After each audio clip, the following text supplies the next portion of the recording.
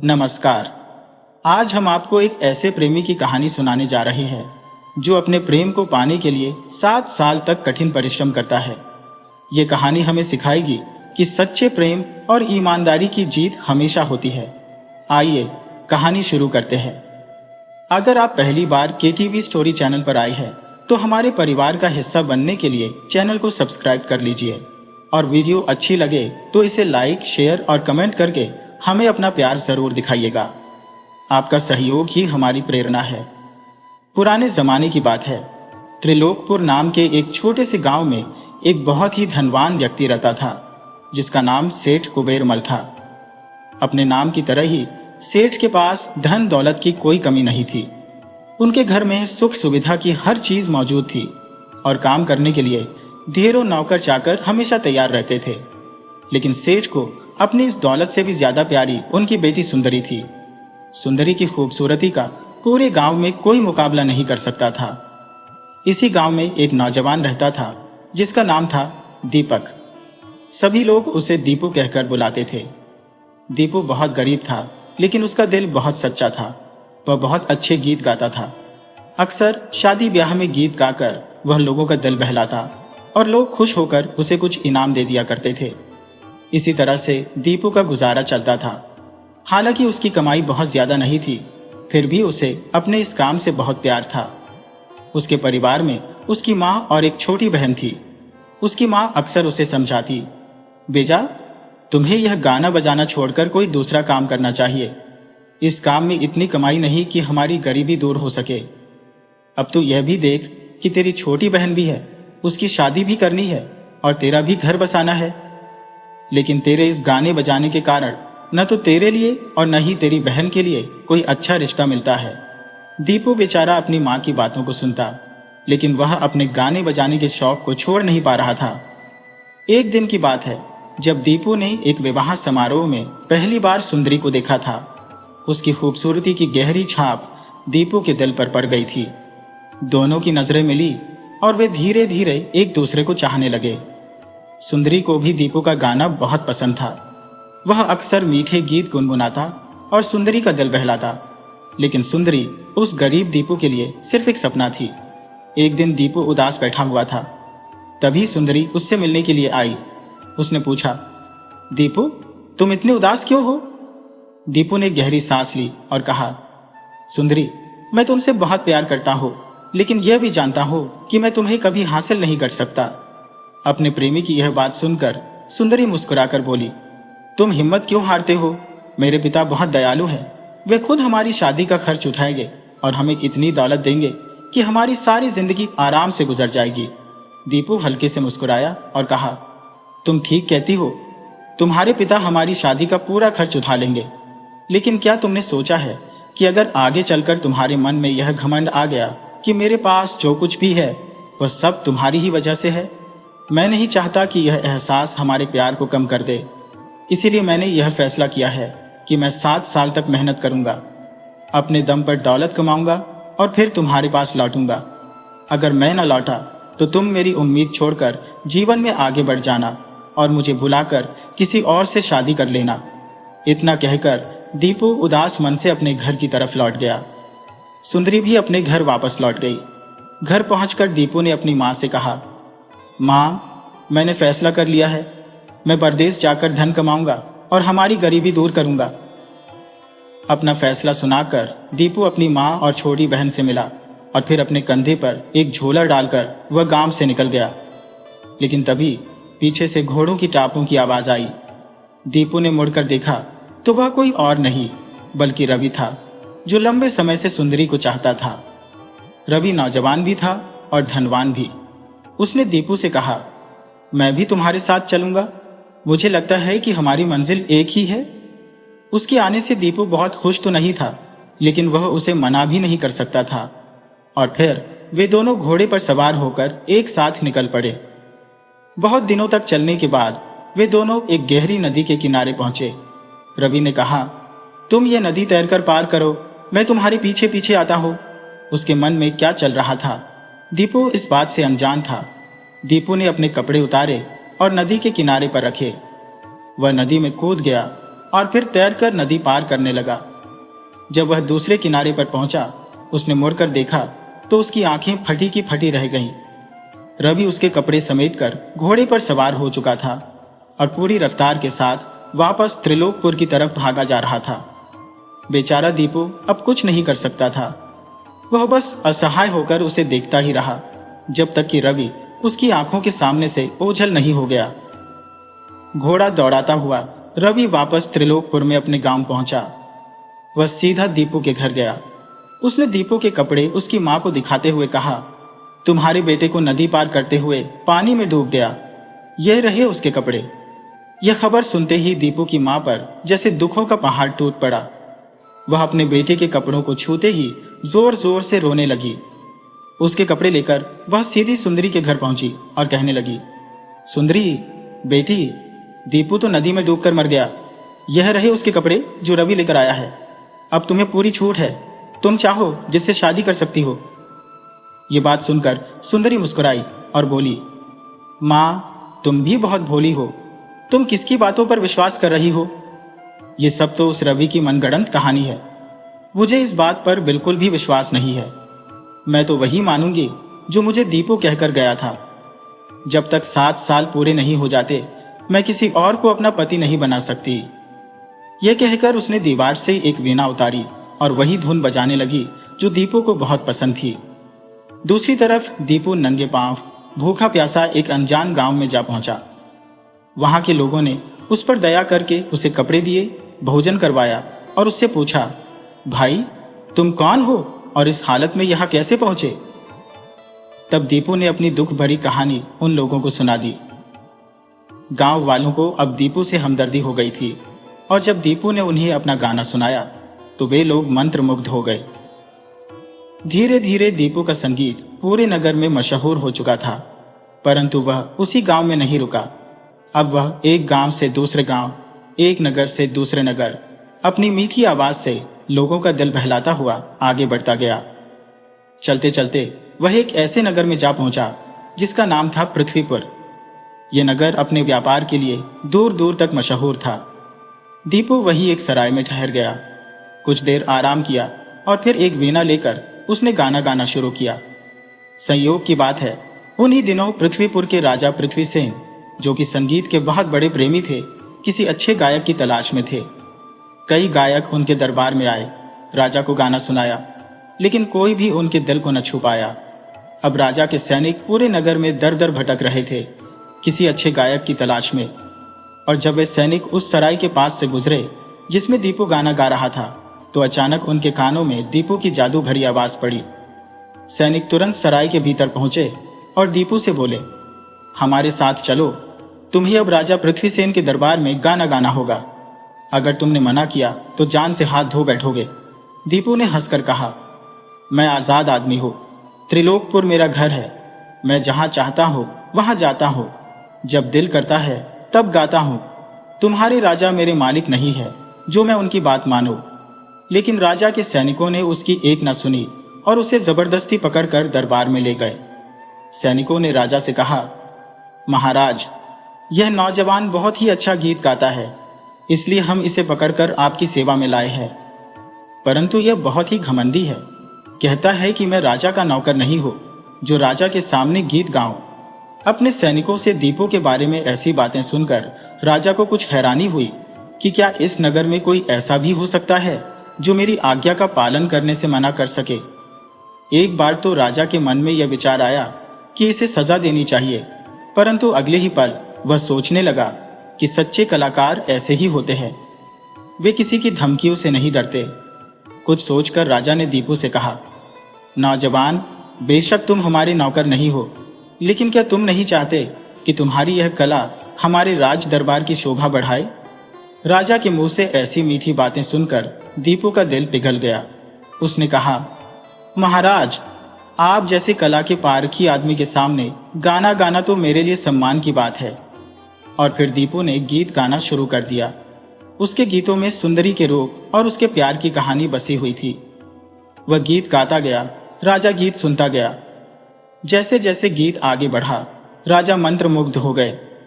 राजा उसकी कला से इतना प्रभावित हुआ कि उसने दीपू को अपने दरबार में ही रख लिया। अब दीपू की किस्मत ही बदल गई थी। उसके ऊपर सोने चांदी की बारिश होने लगी, पहनने को कीमती कपड़े मिले, सुख सुविधा में कोई कमी नहीं थी। हर समय नौकर चाकर उसकी सेवा में लगे रहते।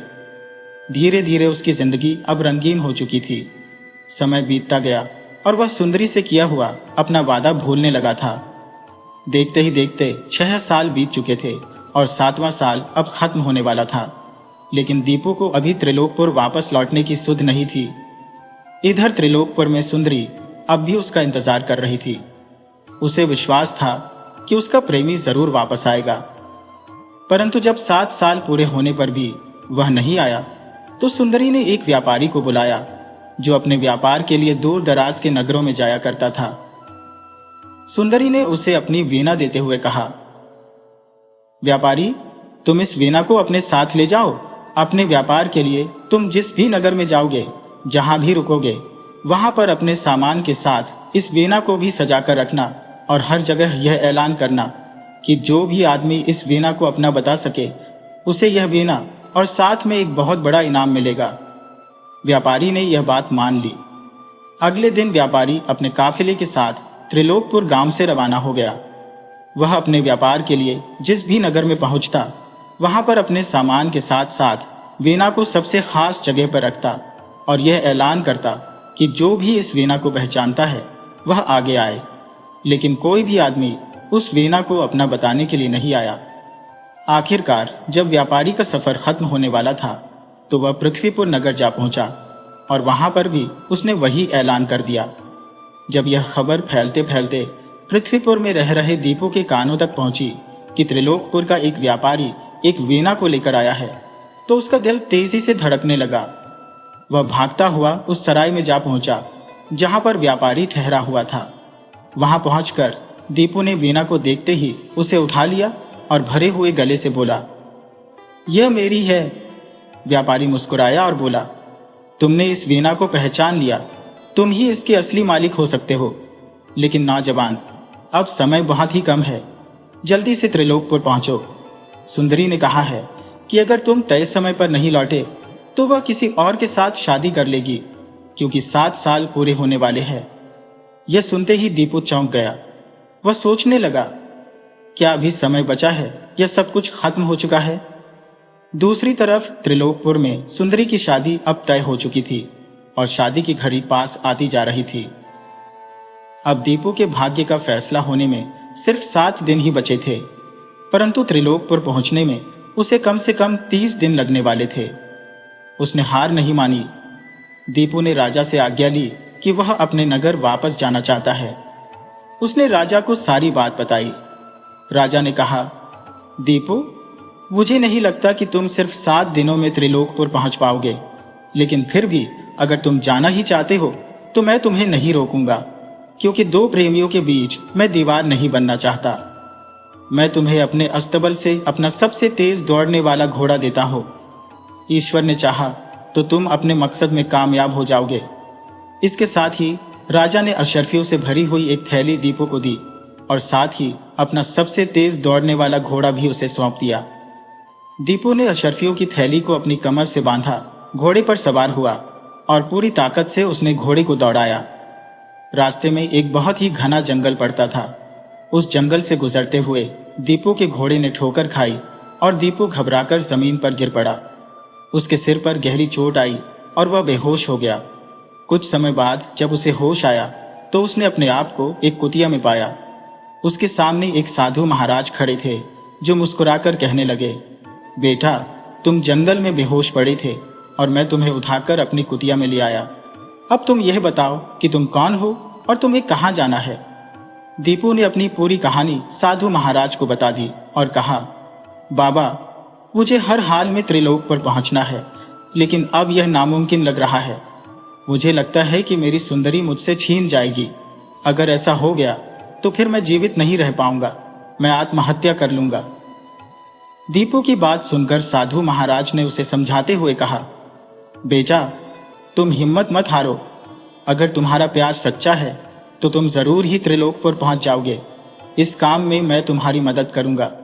इसके बाद साधु महाराज दीपू को अपने साथ कुटिया के बाहर ले गए, जहां पर एक घोड़ा खड़ा था। उस घोड़े की लगाम साधु महाराज ने दीपू को थमाई और कहा, दीपू, ये मेरा सिद्ध किया हुआ घोड़ा है जो 7 दिनों में ही तुम्हें त्रिलोक पर पहुंचा देगा। साथ ही तुम यह चमत्कारी मिट्टी भी अपने पास रख लो। मैंने अपने योग बल से इस मिट्टी को भी सिद्ध कर दिया है। अगर इस मिट्टी को किसी अंधे की आंखों पर लगाओगे तो वह फिर से देखने लगेगा। दीपू ने साधु महाराज के चरणों में सिर झुकाया और फिर उनसे आज्ञा लेकर घोड़े पर सवार हुआ। वह घोड़ा तूफान की तरह आगे बढ़ने लगा। घोड़ा इतनी तेजी से दौड़ रहा था मानो हवा से बातें कर रहा हो। ठीक 7वें दिन दीपू आधी रात के समय त्रिलोकपुर पहुंच गया।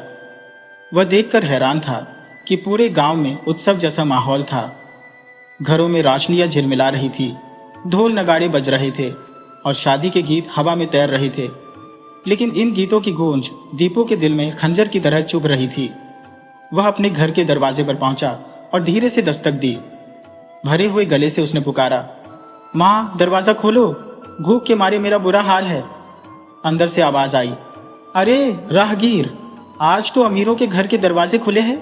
नगर में शादी हो रही है तो वहीं पर चला जा। दीपू ने कहा, मां, मैं तुझसे विनती करता हूं, मुझे अंदर आने दे। अंदर से उसकी बहन ने अपनी मां से कहा, मां, मैं देखती हूं कौन है दरवाजे पर। लेकिन बूढ़ी मां ने उसे झिड़कते हुए कहा, नालायक लड़की, अजनबी आदमी के सामने जाएगी तू? उसे अपने घर में आने देगी? देख नहीं रही कि मैं अब अंधी हो चुकी हूं। 7 सालों से अपने बेटे के लिए आंसू बहा रही हूं और अब कुछ देख नहीं सकती। बाहर खड़े हुए दीपू ने जब यह सुना कि उसकी मां अब देख नहीं सकती तो उसका कलेजा कांप उठा और फिर उसकी बहन ने दरवाजा खोला। दीपू अंदर आया लेकिन किसी ने उसे पहचाना नहीं। उसकी मां अब दुनिया को देख पाने में असमर्थ थी और उसकी बहन के लिए वह कोई अजनबी था। घर के एक कोने में दीपू की पुरानी वीणा टंगी हुई थी। दीपू ने मां से पूछा, मां, दीवार पर वह क्या लटका हुआ है? मां ने सख्त लहजे में कहा, तू अजीब मेहमान है जो इतनी पूछताछ करता है। बस यही गनीमत समझ कि तुझे रात गुजारने के लिए छत और एक वक्त की रोटी मिल रही है। ये फालतू के सवाल मत पूछ, भगवान का नाम ले और सुबह यहां से चला जा। अपनी मां का जवाब सुनकर दीपू की आंखें भर आईं और फिर उसने कहा, मां, मैं तेरा बेटा हूं और ये मेरी बहन है। मैं तो बस ये जानना चाहता हूं कि सामने दीवार पर टंगी हुई वह क्या चीज है? बूढ़ी मां ने झुंझलाते हुए कहा, वह वीणा है। दीपू ने पूछा, ये किसकी वीणा है मां? मां ने कहा, ये मेरे बेटे की वीणा है। दीपू की बहन ने वह वीणा उतारी और उसे पकड़ा दी। दीपू ने वीणा को सीने से लगाया और फिर वीणा बजाकर गीत गाने लगा। उसके गीत में दर्द था। जानी पहचानी आवाज सुनकर उसकी मां ने पूछा, बेटा, तेरा नाम क्या है? तेरा गीत सुनकर मुझे अपने बेटे की याद आ गई। वह भी तेरी ही तरह वीणा बजाकर गीत गाया करता था। तेरी आवाज मेरे दीपू से मिलती है। बता बेटा, मेरा दीपू कब वापस आएगा? दीपू की आंखों में आंसू थे। उसने मां को समझाने की कोशिश की कि वही उसका बेटा है, लेकिन मां को यकीन नहीं हुआ। और फिर दीपू कुछ पल तक चुप रहा और फिर धीरे से बोला, मां, कम से कम कुछ समय के लिए मुझे यह वीणा दे दे। मैंने सुना है कि पास में एक शादी है। मैं वहां जाकर गाऊंगा बजाऊंगा और जो कुछ भी मुझे मिलेगा उसे तेरे साथ बांटूंगा। बुढ़िया सख्त लहजे में बोली, नहीं, जब से मेरा बेटा गया है ये वीणा इस घर से बाहर नहीं गई। ये मेरे दीपू की आखिरी निशानी है। दीपू ने अपने थैले में से कुछ सोने के सिक्के निकाले और मां को दे दिए। बुढ़िया ने सोने के सिक्कों की चमक को महसूस किया और फिर उसने सिर हिलाया। बोली, ठीक है, लेकिन इस वीणा को संभाल कर रखना। दीपू की बहन ने उसे शादी वाले घर का रास्ता दिखाया। वे दोनों वहां पर जा पहुंचे। बहन दरवाजे पर खड़ी रही क्योंकि उसे देखना था कि आखिर आगे क्या होने वाला है। इस घर में सुंदरी रहती थी और इसी रात उसकी शादी रवि से होने वाली थी। रवि अपने रिश्तेदारों और साथियों के साथ खाने पीने में मस्त था। दूसरी ओर सुंदरी अपनी सहेलियों के साथ बैठी हुई थी। उसके एक हाथ में मेहंदी लगी हुई थी और दूसरे हाथ में एक तेज खंजर था। उसने कसम खाई थी कि वह रवि के पलंग पर पांव रखने से पहले अपनी जान ले लेगी। तभी उसने सुना कि कोई अजनबी आया है और गीत गाने की इजाजत मांग रहा है। उधर रवि ने हंसते हुए दीपू से कहा, तुम गाना जरूर गाओ, यह खुशी का मौका है। गाने और नाचने वालों को भला कौन मना कर सकता है। अगर तुम्हारा गीत मुझे पसंद आ गया तो मैं तुम्हें इनाम दूंगा। दीपू ने वीणा उठाई, उसके तारों को छुआ और गीत गाना शुरू किया। और फिर अपने गीतों के जरिए वह अपने साथ घटी हुई सारी घटनाएं सुनाने लगा। वह बोला, पृथ्वीपुर में मैंने मीठे गीत का जाम लगाया। 7 ही दिनों में मैं वहां से उड़कर यहां आया। रवि का छोटा भाई, जो ज्यादा समझदार नहीं था, उसने तुरंत खंजर निकाला और चिल्लाया, यह झूठ बोलता है। भला पृथ्वीपुर से यहां कोई 7 दिनों में कैसे आ सकता है। रवि ने अपने छोटे भाई को शांत करते हुए कहा, अरे भाई, यह गायक है।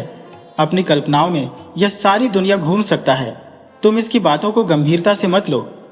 लेकिन उधर कमरे में बैठी हुई सुंदरी की सांसें थम गई जब उसने दीपू की आवाज सुनी। उसका गीत सुना तो अपनी सहेलियों से बोली, यह तो मेरे गरीब प्रेमी दीपू की आवाज है। इतना कहकर उसने खंजर को एक तरफ फेंक दिया और पागलों की तरह दौड़ती हुई खिड़की के पास आ गई, जहां से उसने दीपू को देखा। अपने प्रेमी को देखते ही उसकी आंखों में आंसू भर आए। वह सोचने लगी, यह तो दीपू ही है। वह भागती हुई दीपू के पास पहुंची और उसके गले से लिपट गई। दोनों प्रेमी एक दूसरे से मिलकर बहुत खुश हुए। रवि का भाई यह देखकर आग बबूला हो गया।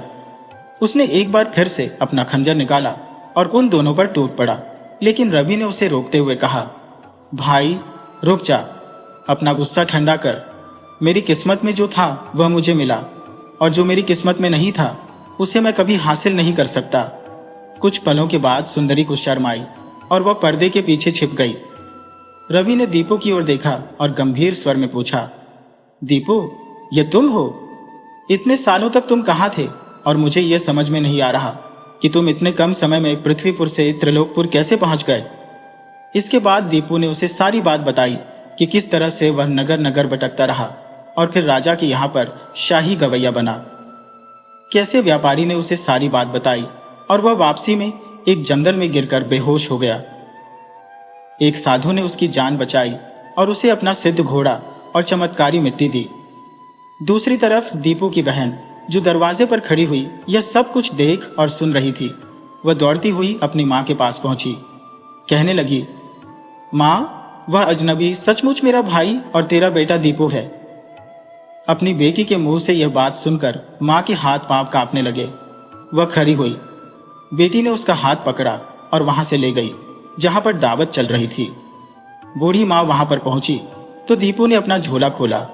उसमें से वह मिट्टी निकाली जो साधु ने उसे दी थी। उसने मिट्टी को पानी में घोला और अपनी मां की आंखों पर लेप कर दिया और फिर वह बोला, अब तुम सबके सामने यह साबित हो जाएगा कि मैं झूठ नहीं बोल रहा। जैसे ही उस चमत्कारी मिट्टी का असर हुआ, मां की आंखों में हलचल सी हुई। उसने धीरे धीरे से पलकों को खोला। उसे कुछ धुंधला धुंधला सा नजर आने लगा। कुछ ही पलों में उसकी आंखों की रोशनी पूरी तरह से लौट आई। वह कांपती हुई आवाज में बोली, मैं देख सकती हूं, सच, मैं देख सकती हूं, मेरा बेटा दीपू। दीपू, तू इतने सालों तक कहां था रे? तुझे अपनी बूढ़ी मां की याद नहीं आई? इतना कहकर वह अपने बेटे से लिपट गई। यह दृश्य देखकर सभी लोग हैरान थे। हर कोई हक्का बक्का रह गया। अब किसी के भी मन में शक नहीं था कि वही दीपू है। दूसरी ओर रवि, जो कि सुंदरी से प्रेम करता था, उसकी आंखों में आंसू थे। उसने धीमे कदमों से आगे बढ़कर सुंदरी का हाथ दीपू के हाथ पर रख दिया और हल्की सी मुस्कुराहट के साथ बोला, तुम दोनों एक दूसरे के लिए बने हो। मुझे तुम दोनों से कोई शिकायत नहीं है। भला तुम जैसे सच्चे प्रेमियों को मैं कैसे अलग कर सकता हूं। दीपू की आंखों में भी खुशी के आंसू छलक आए। उसने रवि से कहा, सुनो रवि, मैं तुम्हारा भी एहसानमंद हूं। मेरी बहन भी उतनी ही खूबसूरत और गुणवान है जितनी की सुंदरी, और अब मैं भी अमीर हूं तो वह भी चांदी और सोने से उतनी ही सजी हुई होगी। अगर तुम्हें मंजूर हो तो मैं चाहता हूं कि तुम मेरी बहन से शादी कर लो। रवि ने कुछ सोचा और फिर कहने लगा, अगर तुम्हारी यही इच्छा है तो मुझे कोई आपत्ति नहीं है। इसके बाद दीपू और सुंदरी का विवाह धूमधाम से हो गया और साथ ही रवि और दीपू की बहन का विवाह भी हुआ। अब कोई गरीब नहीं था, कोई दुखी नहीं था। वे सब खुशी और प्रेम के साथ अपनी नई जिंदगी की शुरुआत कर चुके थे। दोस्तों, ये कहानी हमें बताती है कि सच्चा प्यार कभी हार नहीं मानता और धैर्य का फल हमेशा मीठा होता है। ईमानदारी और विश्वास के साथ की गई मेहनत से हर मुश्किल आसान हो जाती है। मुझे पूरी उम्मीद है कि आपको यह कहानी पसंद आई होगी। तो वीडियो को लाइक कीजिए, शेयर कीजिए और KTV स्टोरी चैनल को सब्सक्राइब करना बिल्कुल मत भूलिएगा। तो मिलते हैं आपसे किसी अगली कहानी में।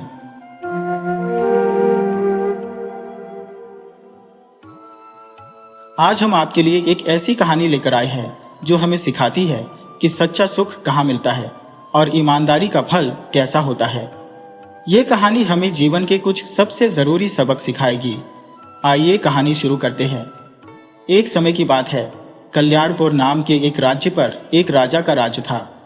राजा के पास धन संपत्ति की कोई कमी नहीं थी। उसकी हाथीशाला में बहुत से हाथी थे और अस्तबल में बेहतरीन घोड़े थे।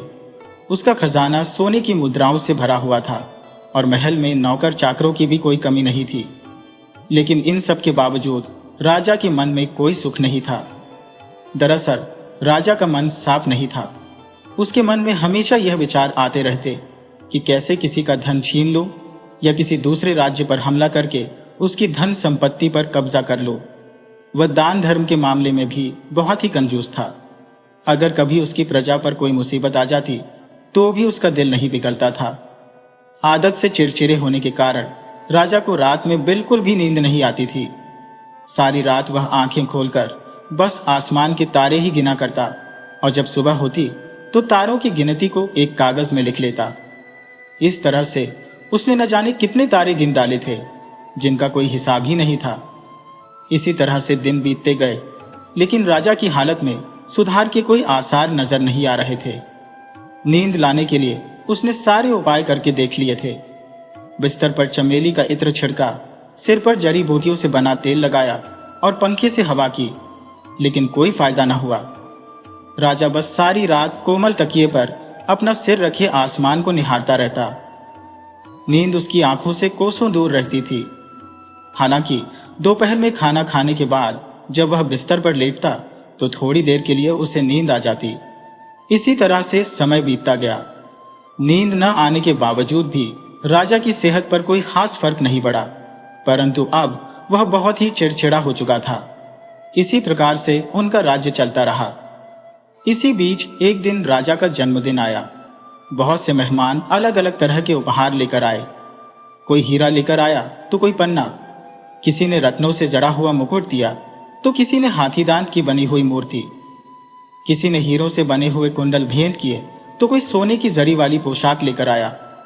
प्रजा के लोग भी अपनी हैसियत के अनुसार कुछ न कुछ उपहार लेकर आए थे। ऐसे कीमती उपहारों को पाकर राजा बहुत ही खुश हुआ और उस दिन वह इतना खुश था कि अपनी सभा में बैठे सभी लोगों के साथ वह हंसी मजाक कर रहा था। ठीक उसी समय वहां पर एक ब्राह्मण पंडित हाजिर हुआ। देखने में सुंदर और साफ सुथरी धोती पहने हुए वह राजा के सामने हाथ जोड़कर खड़ा हो गया। राजा ने पूछा, पंडित जी महाराज, क्या चाहिए आपको? पंडित बोले, महाराज, आज के इस शुभ दिन मेरी आपसे एक प्रार्थना है। प्रार्थना का नाम सुनते ही राजा के माथे पर त्योरियां चढ़ गई। फिर भी वह शांत भाव से बोला, क्या प्रार्थना है पंडित जी आपकी? पंडित बोले, महाराज, हमारे गांव में एक भी पाठशाला नहीं है। पाठशाला की बहुत ही आवश्यकता है। छोटे छोटे बच्चे और बच्चियां नदी पार करके पास के ही एक गांव में पाठशाला जाते हैं। सर्दी, गर्मी, बरसात और आंधी तूफान में उन्हें बहुत ही मुसीबत का सामना करना पड़ता है। अगर आप कुछ सहायता कर दें तो गांव में एक छोटी सी पाठशाला बनवाना चाहता हूं। एक तो उस दिन राजा का जन्मदिन था, ऊपर से विदेशी मेहमान भी आए हुए थे, इसीलिए राजा पंडित को निराश नहीं लौटा सकता था। राजा ने मंत्री को बुलाया और यह आदेश दिया कि पंडित जी को 100 सोने की मोहरें दे दी जाए। आदेश का पालन हुआ। पंडित को स्वर्ण मुद्राओं की थैली दे दी गई। राजा की जय जयकार करते हुए पंडित जी वहां से विदा हुए। लेकिन राजा के मन में अब खलबली सी होने लगी थी। 100 मोहरे चले जाने के दुख के कारण उनके जन्मदिन का आनंद भी अब फीका सा पड़ गया था। सारा दिन हंसी मजाक में गुजरने के बाद जब शाम हुई तो सूरज के ढलते ही राजा का मिजाज खराब हो जाता था। वह सोचने लगा कि अब तो थोड़ी ही देर के बाद रात हो जाएगी और रात का मतलब था कि सारी रात जागना। लेकिन कुछ और करने के लिए था भी नहीं। राजा के लिए सोने की व्यवस्था कर दी गई। दास दासियां विदा हुई। इतने बड़े राजमहल में शांति सी छा गई। तकिए पर सिर रखकर राजा लेटे हुए थे और तारों की गिनती अभी शुरू नहीं हुई थी। राजा को जो भी उपहार मिले थे, राजा उनकी गिनती और उनकी कीमत के बारे में सोच रहा था कि कितना नुकसान हुआ और कितना फायदा। ये हिसाब लगाते लगाते अचानक राजा को एक सुरीली चिड़िया की आवाज सुनाई दी। राजा सोचने लगा, इतनी रात को ये कौन सी चिड़िया सुरीली आवाज निकाल रही है। बसंत का समय था। खुली खिड़की से हवाएं आ रही थी। इसी के साथ आ रही थी चिड़िया की सुरीली आवाज। राजा उठकर बैठ गया और यह सोचने लगा कि यह चिड़िया उसी के बगीचे में कहीं बैठी हुई यह सुरीली आवाज में गाना गा रही है। लेकिन यह किस पक्षी की आवाज है, यह समझ में नहीं आ रहा था। उसकी आवाज उन्हें बहुत ही मीठी लग रही थी। पक्षी की सुरीली आवाज सुनते सुनते राजा का सारा हिसाब किताब गड़बड़ा गया और उसके बाद राजा हिसाब की बात को भूलकर चिड़िया का सुरीला गाना सुनने लगा। धीरे धीरे राजा की दोनों पलकें भारी होने लगी और उन्हें नींद आ गई। सुबह की रोशनी चेहरे पर पड़ी तो राजा उठ बैठा। राजा ने मन में विचार किया कि उस पक्षी की सुरीली आवाज सुनकर ही मुझे नींद आई थी, तो अगर मैं उस पक्षी को पकड़कर अपने पास रख लूं और वह मुझे इसी तरह से मीठे मीठे गीत सुनाए तो मेरी समस्या ही दूर हो जाएगी। उसे पकड़कर मैं पिंजरे में डलवा दूंगा और वह सारी रात अपनी सुरीली आवाज में मुझे गीत सुनाता रहेगा और मैं आराम से सो सकूंगा। राजा ने तुरंत अपने बगीचे के मालियों को हाजिर होने का आदेश दिया। जब माली आए तो राजा ने उनसे कहा कि हमारे बाग में रात के समय जो पक्षी गाना गाता है उसे पकड़कर पिंजरे में बंद करके मेरे सामने पेश किया जाए। आदेश पाते ही बगीचे का कोना कोना छान मारा गया। इसके बावजूद भी बुलबुल, कोयल और कई पक्षी दिखाई दिए, लेकिन उस पक्षी का कुछ पता नहीं चला। अवश्य ही वह पक्षी उड़ गया और कहीं और चला गया था और अब उसे पकड़ा नहीं जा सका। राजा को जब यह खबर मिली तो राजा यह सुनकर बहुत ही हताश हो गया। इधर राजा के राज्य पर एक मुसीबत आ पड़ी थी। उस वर्ष राज्य में सूखा पड़ गया था। फसल का नामो निशान तक नहीं था। इसलिए किसान लोग राजा के दरबार में उपस्थित हुए और विनती करते हुए कहने लगे, महाराज, इस साल का लगान माफ कर दिया जाए, वरना भूखमरी की नौबत आ जाएगी। इससे पहले कि राजा उन्हें धक्के देकर बाहर निकलवाता, मंत्री ने राजा के कान में कुछ कहा कि महाराज, इन किसानों के पास अब खोने के लिए कुछ नहीं बचा। इनके मन में अब डर की भावना भी नहीं है, यहां तक कि इन्हें अपनी जान का डर भी नहीं है। अगर आप इन्हें भगा देंगे तो यह पड़ोसी राज्य के राजा के साथ मिलकर आपके खिलाफ विद्रोह कर देंगे, और अगर पड़ोसी राज्य ने हमला कर दिया तो हमारा बहुत सारा धन बर्बाद हो जाएगा। इसीलिए बेहतर यही होगा कि इनका इस साल का लगान माफ कर दिया जाए। आंखें तरेर कर राजा ने मंत्री को देखा, परंतु उसकी बात को टालने का साहस वह नहीं जुटा सका, क्योंकि मंत्री बहुत ही अनुभवी और बहुत ही बुद्धिमान था। किसी तरह से अपने गुस्से को काबू में रखकर राजा ने आदेश दिया कि इस साल का लगान माफ किया जाता है। किसान राजा की जय जयकार करते हुए वापस लौट गए। उस दिन रात के समय जब राजा अपने बिस्तर पर लेटा हुआ हिसाब लगा रहा था कि किसानों का लगान माफ करने से उसे कितना नुकसान हुआ, ठीक उसी समय उसे पक्षी का मीठा गीत सुनाई दिया।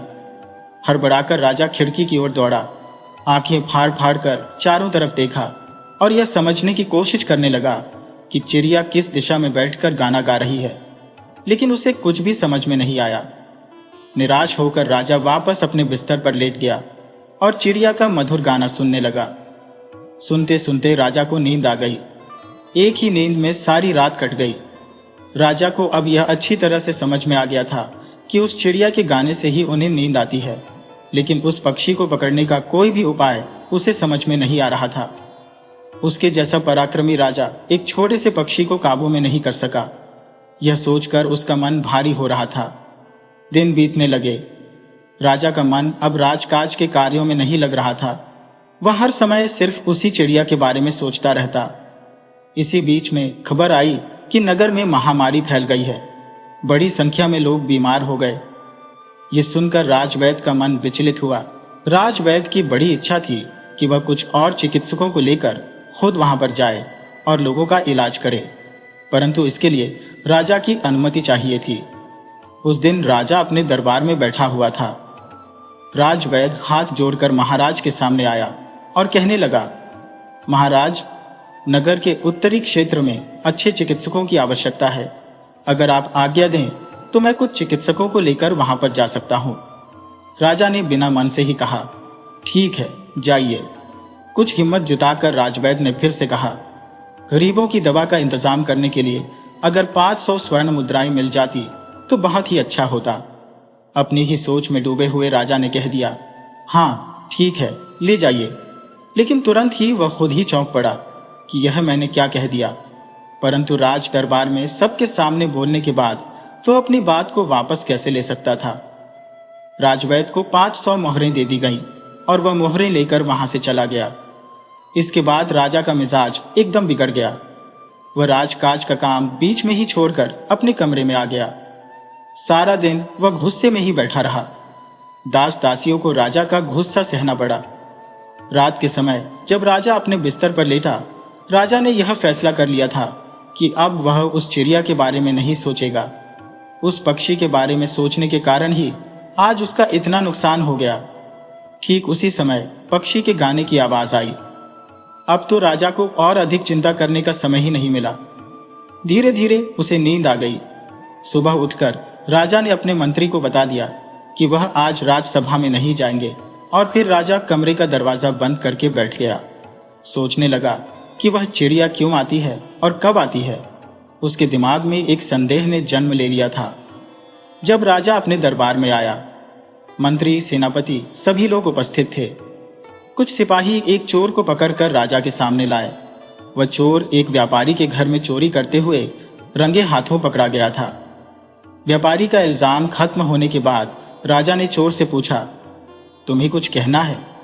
चोर के कपड़े जगह जगह से फटे हुए थे और उसका शरीर हड्डियों का ढांचा मात्र था। वह हाथ जोड़कर कहने लगा, महाराज, मैं पेशे से एक कुम्हार हूं।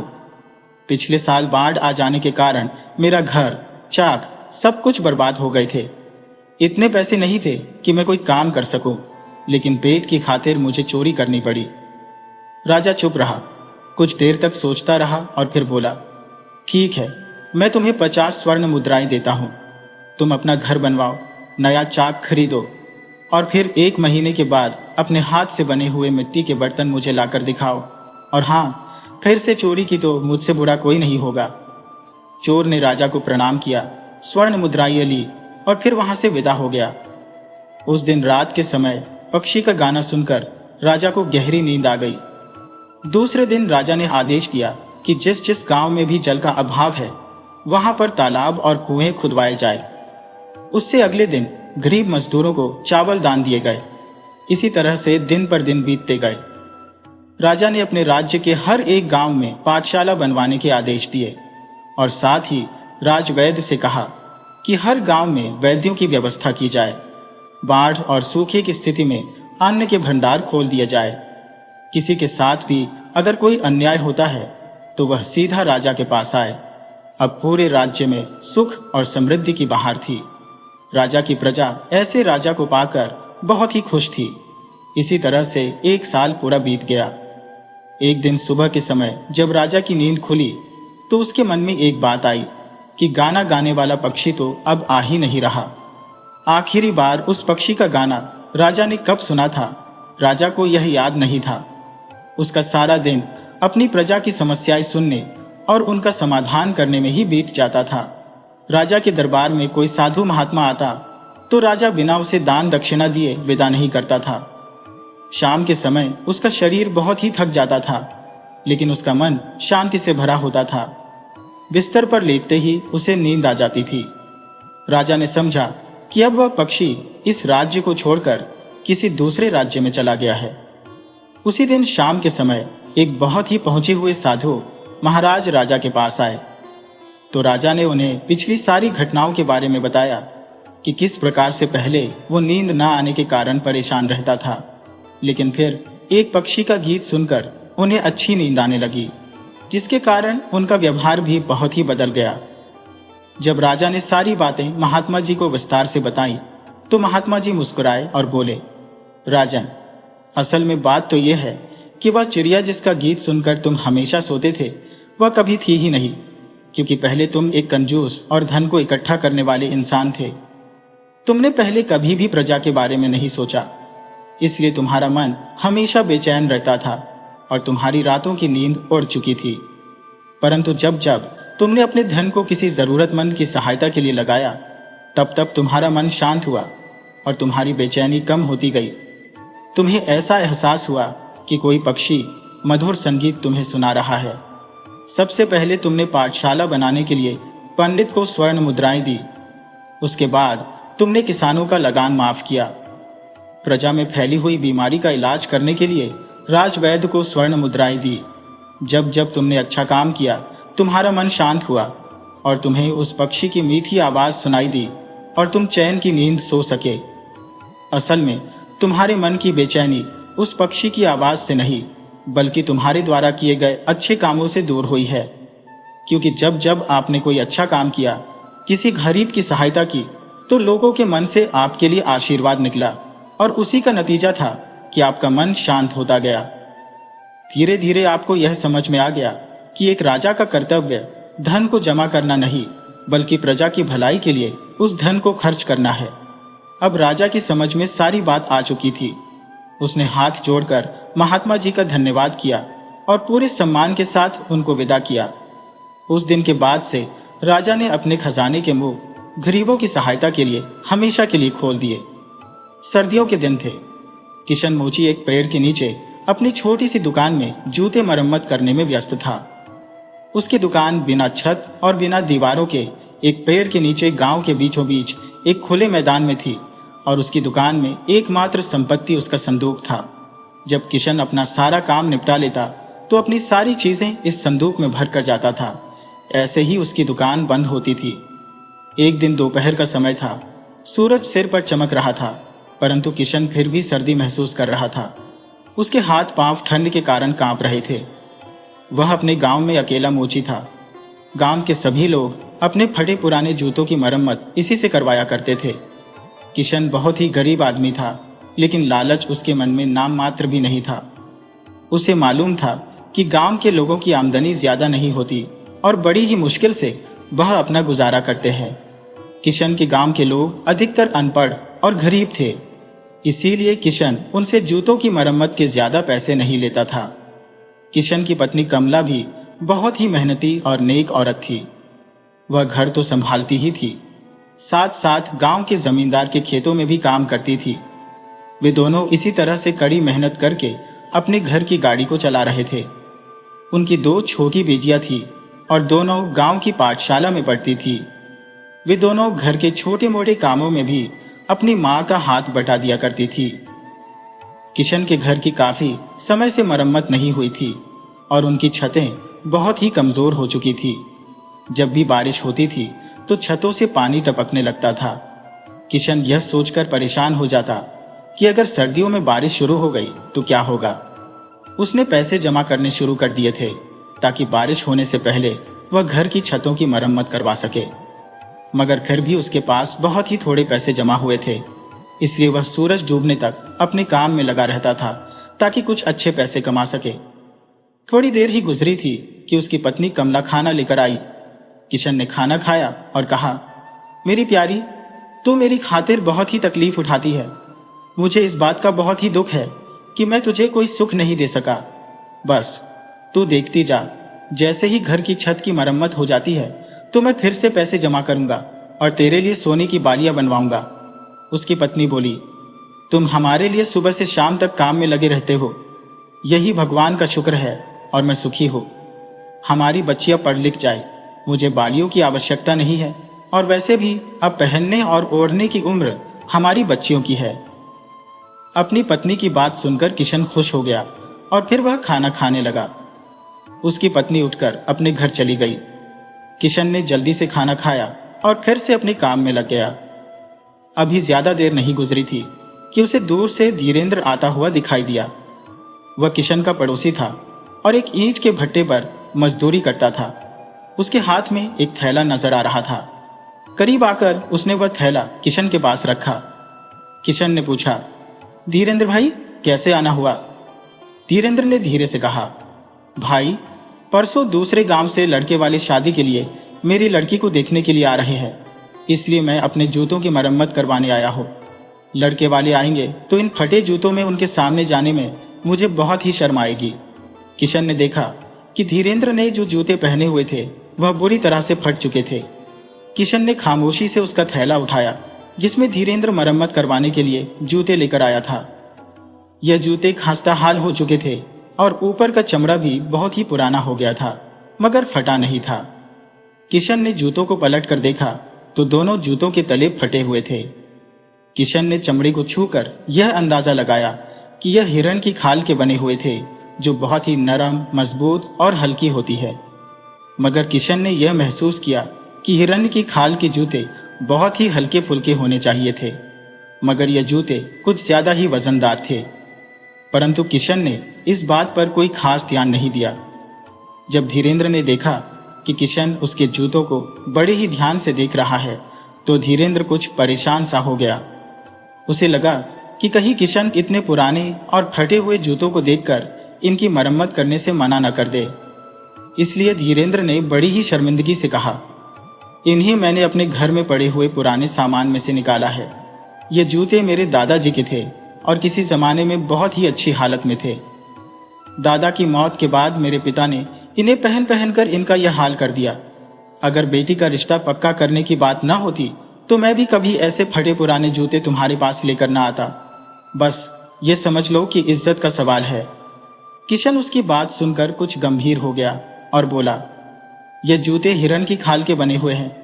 हिरण की खाल के जूते बहुत ही कीमती होते हैं। लगता है तुम्हारे दादा काफी पैसे वाले थे। धीरेन्द्र ने गर्व से कहा, हाँ, वह बहुत बड़े जमींदार थे। इस गांव में उनकी बहुत सी जमीनें थी, लेकिन उनके मरने के बाद मेरे पिता ने सारी जमीनें बेचकर उन पैसों को अपने दोस्तों में उड़ा दिया। अगर वह संभल कर चलते तो आज हमारी ऐसी हालत ना होती। उसकी शर्मिंदगी महसूस करके किशन ने उसे तसल्ली देते हुए कहा, तुम फिक्र मत करो, इन जूतों को मैं ऐसा कर दूंगा कि देखने वाले देखते रह जाएंगे। उसकी बात सुनकर धीरेन्द्र ने नजरें झुका ली और कहा, भाई, एक बात और है, इन जूतों की मरम्मत के पैसे मैं तुम्हें बाद में दूंगा। अभी लड़के वालों के खाने का इंतजाम भी नहीं हो पाया है। वह ईंट का भट्टा जहां पर मैं काम करता हूं, उसके मालिक सेठ रामदास के पास जाऊंगा। शायद वह कुछ रकम दे दे और मैं खाने का कुछ इंतजाम कर सकूं। किशन ने कहा, देखो भाई, जैसे तुम्हारी बेटी वैसे मेरी भी बेटी। तुम चिंता मत करो, भट्टी का मालिक तुम्हें उधार दे या न दे, तुम मेरे पास चले आना। मेरे पास कुछ पैसे रखे हैं। बारिश में मेरे घर की छत टपकने लगती है, उसकी मरम्मत के लिए मैंने ये पैसे जमा किए थे। मरम्मत तो बाद में भी हो जाएगी, उन पैसों को तुम अपना ही समझो। बस आराम से लड़के वालों की दावत का इंतजाम करना। किशन की हमदर्दी भरी बातें सुनकर धीरेन्द्र का दिल भर गया और उसकी आंखें नम हो गईं और वह उसे दुआएं देता हुआ दुकान से चला गया। अब क्योंकि गांव की एक बेटी की शादी का मामला था, इसलिए किशन ने दूसरे जूतों की मरम्मत का काम छोड़ा और धीरेन्द्र के जूते लेकर बैठ गया। जूते के तले बिल्कुल खराब हो चुके थे और वह बुरी तरह से बीच में से टूटे हुए थे। किशन ने अपने संदूक में से सबसे महंगे वाला तला निकाला और अपने काम में लग गया। शाम होते होते जूते तैयार हो चुके थे। किशन ने उन जूतों पर बहुत ही मेहनत की थी और जूते बिल्कुल नए लग रहे थे। उसने सारी चीजें अपने संदूक में बंद की और फिर धीरेन्द्र के जूतों को थैले में रखा और वह थैला उठाकर किशन अपने घर की तरफ रवाना हो गया। घर जाते समय उसके चेहरे पर एक मुस्कुराहट थी और वह बहुत ही जोश में था। वह तेजी से अपने घर की तरफ बढ़ रहा था। ऐसा मालूम हो रहा था जैसे वह जल्दी से जल्दी घर पहुंचना चाहता हो। घर पहुंचकर उसने वह थैला एक तरफ रखा, अपनी पत्नी को आवाज लगाई। जब उसकी पत्नी आ गई तो किशन ने उसे धीरेन्द्र के जूते दिखाए और फिर अपने पास बिठाकर धीरे धीरे उसे कुछ बताने लगा। किशन की बातें सुनकर उसकी पत्नी की आंखें हैरत से चमकने लगी। अपनी बात खत्म करने के बाद किशन ने अपने कुर्ते की जेब में से एक पुरानी सी पोटली निकाली और अपनी पत्नी को दिखाई। उस पोटली में बहुत सारे चमकते हुए हीरे और सोने के सिक्के थे। उन्हें देखकर उसकी पत्नी हैरान भी थी और खुश भी। किशन ने कहा, हम धीरेन्द्र के घर चलेंगे, और जल्दी ही वापस आ जाएंगे। थोड़ी देर के बाद वह अपनी पत्नी के साथ धीरेंद्र के घर पहुंच गया। धीरेंद्र घर पर ही मिल गया। वह बहुत ही परेशान और चिंता में डूबा हुआ था। उसने किशन और उसकी पत्नी को बड़ी ही इज्जत से बिठाया। जब सब लोग बैठ गए तो धीरेंद्र ने किशन को बताया कि भट्टे के मालिक सेठ रामदास ने उसे पैसे देने से मना कर दिया है और साथ ही साथ भट्टे के मालिक ने उसकी बहुत ही बेइज्जती भी की और ये कहा कि उधार लेने के समय मैं मुंह उठाकर उसके पास आ जाता हूँ। किशन ने कहा, धीरेंद्र, भगवान बहुत ही दयालु है। अब मैं तुम लोगों को एक ऐसी कहानी सुनाना चाहता हूँ। यह कहानी सुनकर तुम बहुत ही खुश हो जाओगे। उसकी बात सुनकर धीरेंद्र का पूरा परिवार किशन को हैरानी से देखने लगा। किशन अपनी पत्नी को यह बात पहले ही बता चुका था, इसलिए वह हैरान नहीं थी। धीरेंद्र की समझ में कुछ नहीं आ रहा था और फिर किशन ने कहना शुरू किया कि धीरेंद्र, तुम्हारी दादा बहुत ही अमीर आदमी थे। जब मैंने उनके जूतों की मरम्मत करने के लिए एड़ियों को फाड़ा तो उसमें से एक चीज निकली और फिर उसने कपड़े की एक छोटी सी पोटली निकालकर धीरेंद्र के सामने रख दी। सभी लोग हैरानी से उस पोटली को देखने लगे। जब धीरेंद्र ने वह पोटली खोली तो उसमें रखे हुए हीरे और सोने के सिक्के देखकर वे सब लोग हैरान रह गए। किशन ने पोटली उठाकर धीरेंद्र के हाथों में दे दी और कहा, मेरा ख्याल है कि तुम्हारे दादाजी ने इस दौलत को चोरों और डाकुओं से सुरक्षित रखने के लिए अपने जूतों में छुपा रखा था। सभी की आंखें फटी की फटी रह गई। धीरेंद्र की पत्नी भी बहुत ही खुश थी। जब थोड़ी देर के बाद उन दोनों की हालत कुछ संभली तो धीरेंद्र किशन का हाथ पकड़कर कहने लगा, भाई, तुम इंसान नहीं बल्कि देवता हो। तुम्हारा यह उपकार मैं कभी नहीं भूल सकता। तुम्हारे जैसा ईमानदार आदमी पूरे गांव में कोई दूसरा नहीं होगा। किशन ने कहा, धीरेंद्र, मैं तो इस बात से खुश हूं कि तुम्हारी बेटी की किस्मत के कारण तुम्हें यह धन मिल गया है और तुम इस गांव के सबसे अमीर आदमी बन चुके हो। इन हीरों को बेचकर जो भी धन मिलेगा उनसे तुम अपनी बेटी की शादी करना और फिर कोई अच्छा सा कारोबार शुरू कर लेना। थोड़ी देर के बाद किशन और उसकी पत्नी अपने घर को चल दिए। रास्ते में किशन की पत्नी ने कहा, आपको यह ईमानदारी किसने सिखाई? अगर आप चाहते तो इस कीमती खजाने को छुपाकर भी रख सकते थे। किसी को क्या पता चलता? उन्हें बेचकर हम अपने घर की छत को ठीक करवा सकते थे और मेरे लिए सोने के जेवर भी बनवा सकते थे। ये बात सुनकर किशन हंसा और फिर कहने लगा, हमारे घर की छत की मरम्मत भी हो जाएगी और तेरे जेवर भी बनेंगे और यह सब कुछ मैं अपने हाथ से कमाए हुए पैसों से करूंगा। उसकी बात सुनकर पत्नी खिल उठी और बोली, मेरी दोनों बच्चियां बहुत ही भाग्यशाली हैं जो मुझे इतना अच्छा पति मिला है। किशन अपनी पत्नी के मुंह से अपनी तारीफ सुनकर कुछ शर्मा सा गया और फिर अपनी शर्म को छुपाने के लिए वह झूठ मूठ के गुस्से में बोला, अरे जरा जल्दी जल्दी चल, मुझे भूख लग रही है। पत्नी समझ गई कि किशन उसकी बात को सुनकर शर्मा गया है। वह मुस्कुराई और फिर दोनों पति पत्नी तेजी से अपने घर की तरफ चल दिए। एक बार फिर से वे लोग अपने अपने काम में व्यस्त हो गए। इस घटना के बाद ईश्वर ने किशन के काम में इतनी बरकत दी कि कुछ ही समय के बाद किशन ने अच्छा खासा धन इकट्ठा कर लिया और अपने घर की मरम्मत भी करवा ली और अपनी पत्नी के लिए जेवर भी बनवा लिए। जीवन का सच्चा सुख धन में नहीं बल्कि मन की शांति और दूसरों के प्रति दया में छिपा है। ईमानदारी और निस्वार्थ भाव से किए गए काम का फल हमेशा मिलता है, क्योंकि अच्छे कर्मों से बड़ा कोई खजाना नहीं होता। तो दोस्तों, मुझे पूरी उम्मीद है कि आपको यह कहानी पसंद आई होगी। तो वीडियो को लाइक कीजिए, शेयर कीजिए और KTV स्टोरी चैनल को सब्सक्राइब करना बिल्कुल मत भूलिएगा।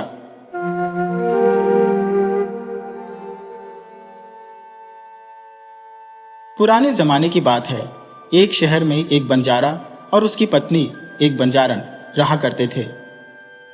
यूं तो उनके पास किसी चीज की कोई कमी नहीं थी, सुख सुविधा के सारे साधन मौजूद थे। फिर भी बंजारा और बंजारन बहुत दुखी रहते थे क्योंकि उनकी कोई संतान नहीं थी।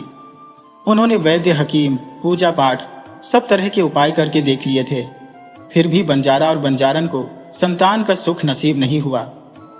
बंजारा तो अब आस छोड़ चुका था कि उसे अपनी जिंदगी ऐसे ही बिना बच्चे के ही काटनी पड़ेगी, पर उसकी पत्नी बंजारन का दिल नहीं मानता था। वह हमेशा प्रभु की भक्ति में लीन रहती थी। उसे लगता था कि भगवान उसकी पुकार एक ना एक दिन जरूर सुनेंगे और उसकी सोनी गोद भर देंगे। बंजारा हमेशा अपनी पत्नी से कहता था, अरे भाग्यवान, अब बस भी करो, कितनी बार ईश्वर से मांगोगी? अगर भगवान की यही मर्जी है कि हम बेऔलाद ही रहें तो यही सही है। पर बंजारन बंजारे की एक नहीं सुनती थी। वह रोज बंजारे के काम पर जाने के बाद पूजा पाठ में लगी रहती थी और भगवान से अपनी सोनी गोद भरने की प्रार्थना किया करती थी। जो थोड़ा समय बचता था उसमें वह घर में आने वाले पक्षियों को दाना डालती और दाना चुगते हुए पक्षियों को दिन भर प्यार से निहारती रहती थी। एक बार की बात है, एक तोता मैना का जोड़ा उसकी छत पर आया और वहीं घोंसला बनाकर रहने लगा। उस घोंसले में मैना ने एक अंडा दिया था। तोता मैना रोज सुबह खाने की तलाश में उड़ जाते थे और शाम होने पर वापस अपने घोंसले में आ जाते थे। बंजारन रोजाना यह सब देखा करती थी। एक दिन ऐसा हुआ कि तोता मैना का जोड़ा शाम को लौटकर घोंसले में नहीं आया।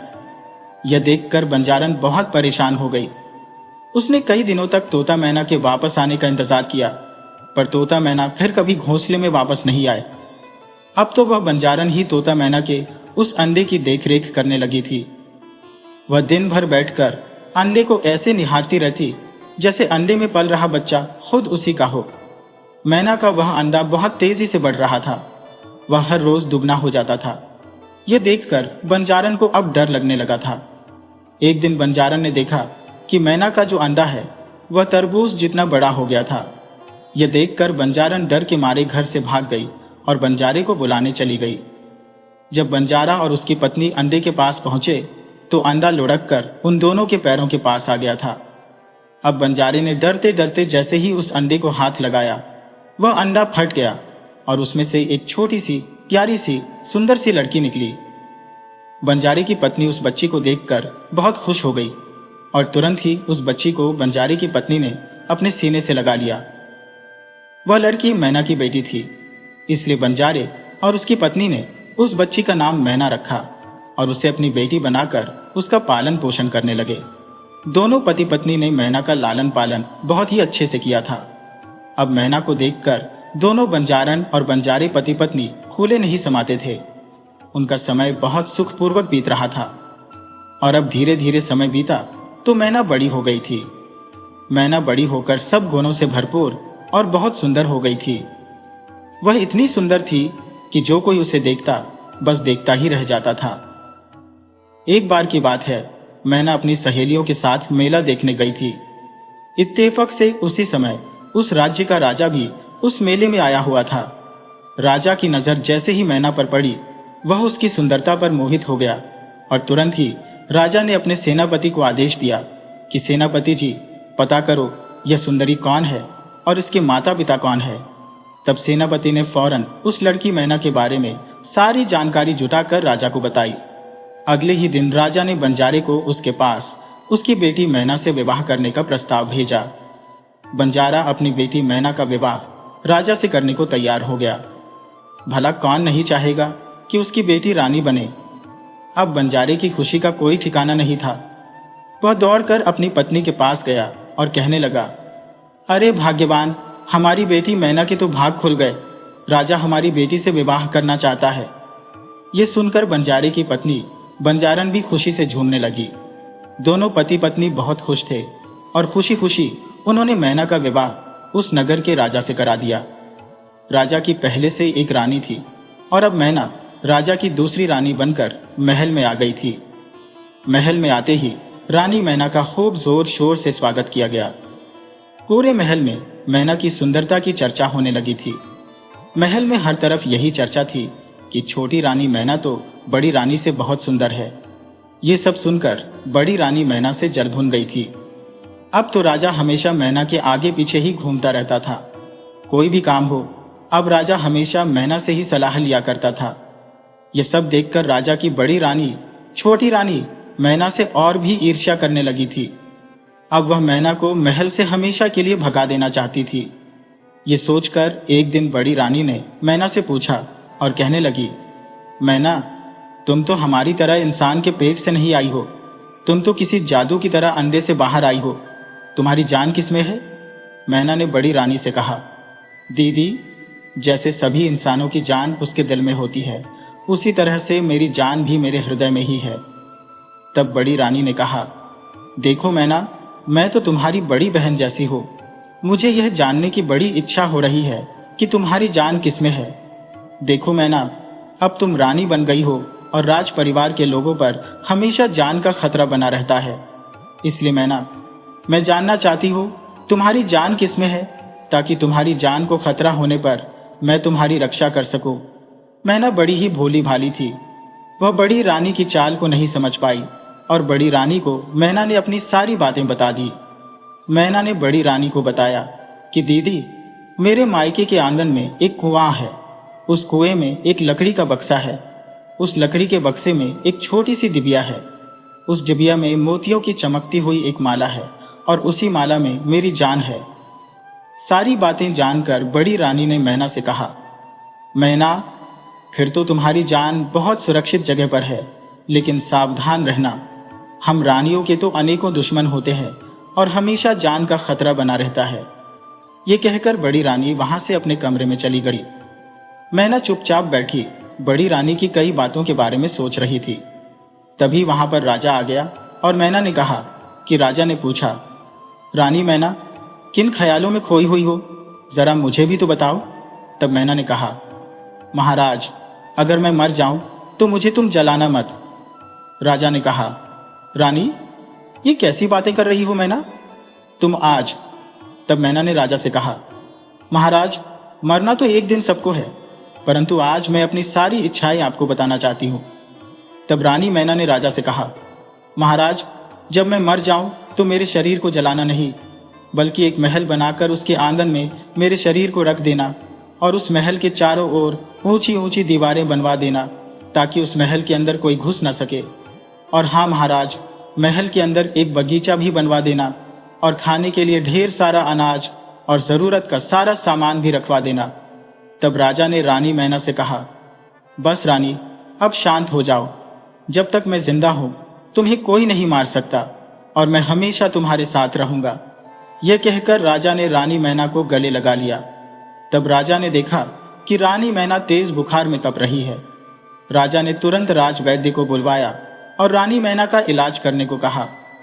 राज वैद्य ने कुछ जड़ी बूटियां रानी मैना को घोलकर पिलाई और फिर राजा के पास जाकर कहा, महाराज, खुशखबरी है, छोटी रानी मां बनने वाली है।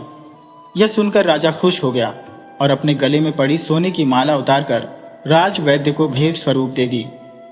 पूरे राज्य में खुशी की लहर दौड़ गई। राजा की यह पहली संतान थी, क्योंकि राजा की पहली रानी को अभी कोई बच्चा नहीं हुआ था। राजा बहुत खुश था और अब वह रानी मैना को और भी ज्यादा प्यार करने लगा, उसकी बहुत ही देखभाल करने लगा।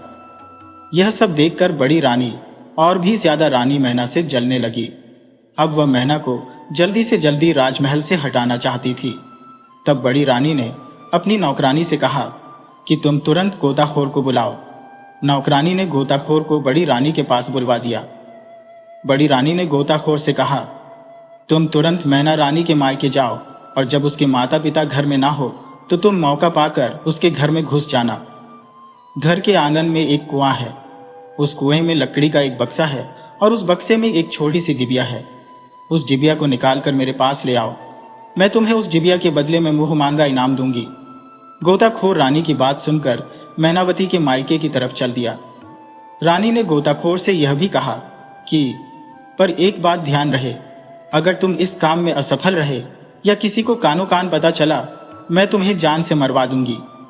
रानी का सख्त आदेश पाकर गोताखोर जो मैना रानी के मायके चला गया और मौका पाकर जल्दी ही गोताखोर ने जो घर के आंगन के कुएं से लकड़ी का बक्सा निकालकर उसमें पड़ी छोटी सी डिबिया को निकाल लिया। डिबिया के बक्से से निकलते ही उधर छोटी रानी मैना की तबीयत खराब हो गई। गोताखोर ने वह डिबिया महल में आकर बड़ी रानी को दे दी। इधर छोटी रानी मैना की तबीयत और बिगड़ गई।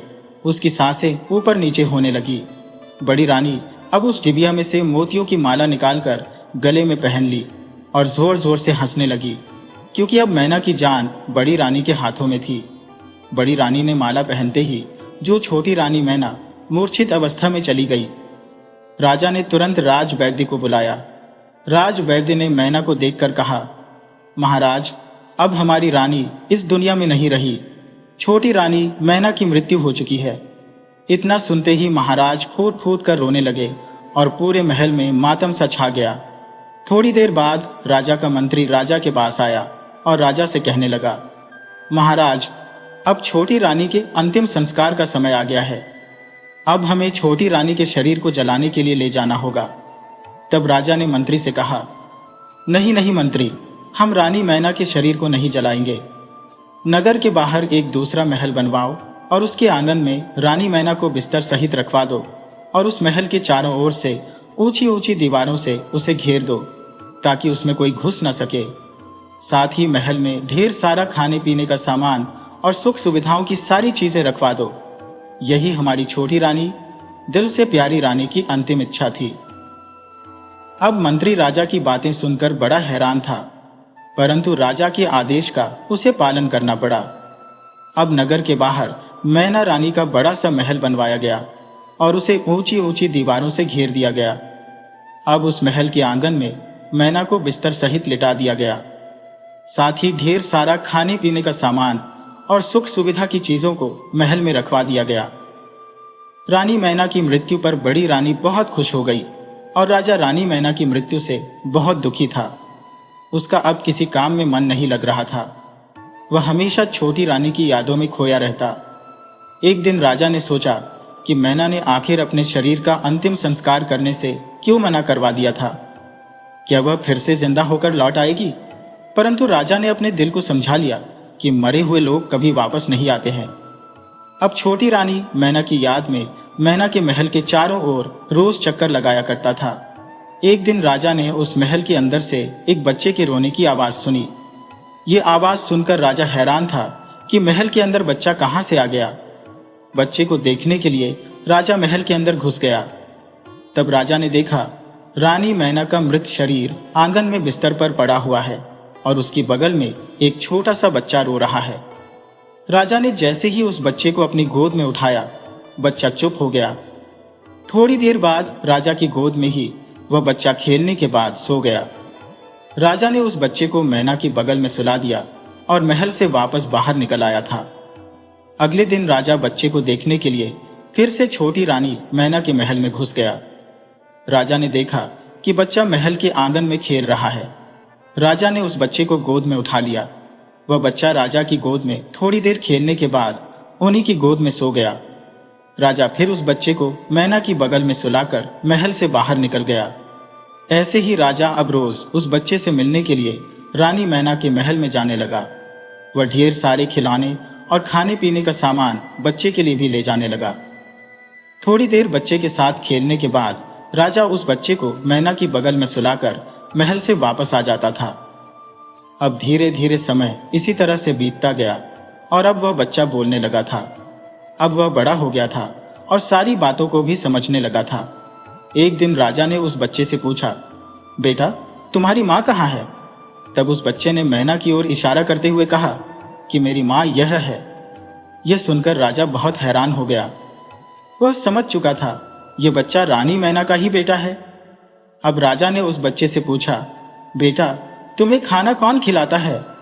तब उस बच्चे ने राजा से कहा कि मेरी माँ।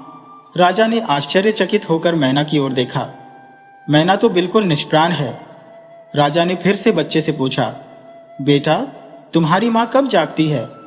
तब बच्चे ने कहा, मेरी माँ रोज रात को जागती है और मुझे ढेर सारा प्यार करती है और खाना खिलाती है, और सुबह होते ही मेरी माँ फिर से सो जाती है।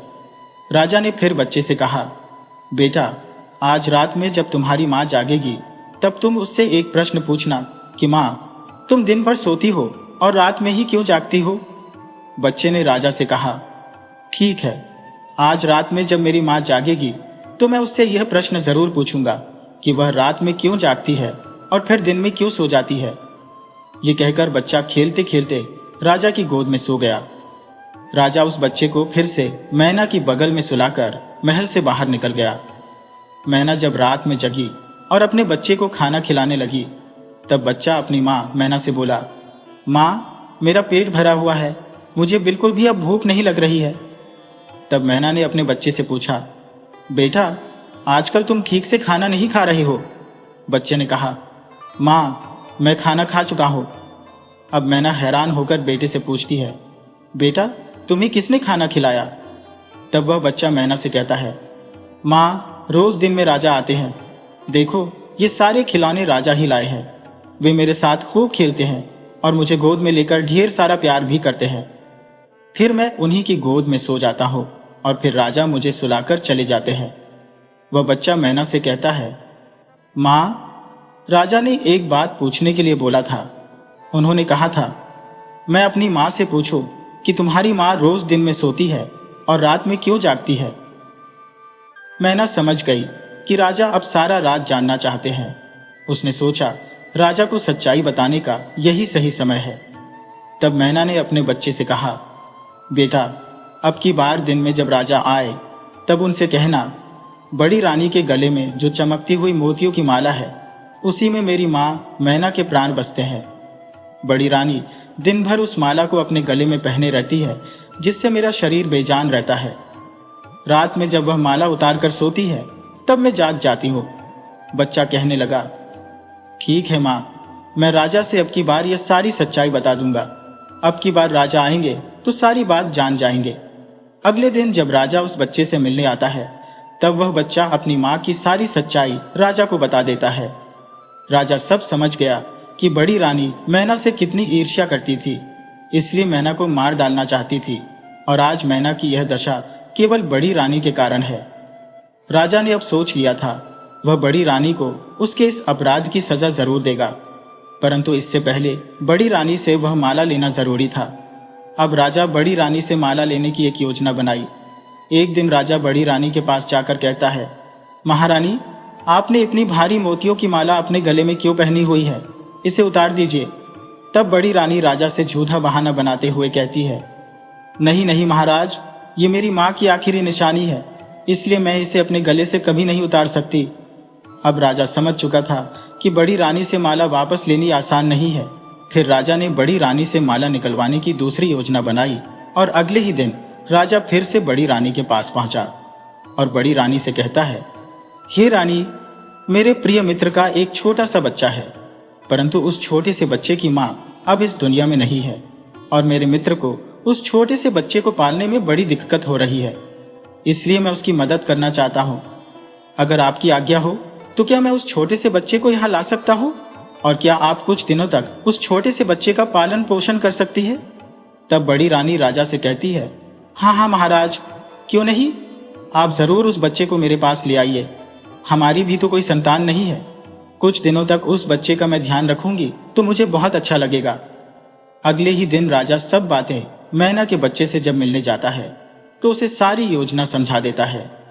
जैसे ही बड़ी रानी तुम्हें गोद में उठाएगी, तुम बड़ी रानी के गले में पड़ी मोतियों की माला को पकड़कर जोर जोर से रोने लगना और कहना, थोड़ी देर मुझे इस माला के साथ खेलना है, और जोर जोर से तब तक रोते रहना जब तक कि रानी अपने गले से वह मोतियों की माला उतार कर तुम्हें ना दे दे। बच्चे ने अपने सर को हाँ में हिलाते हुए कहा, हाँ हाँ महाराज, मैं सब समझ चुका हूं।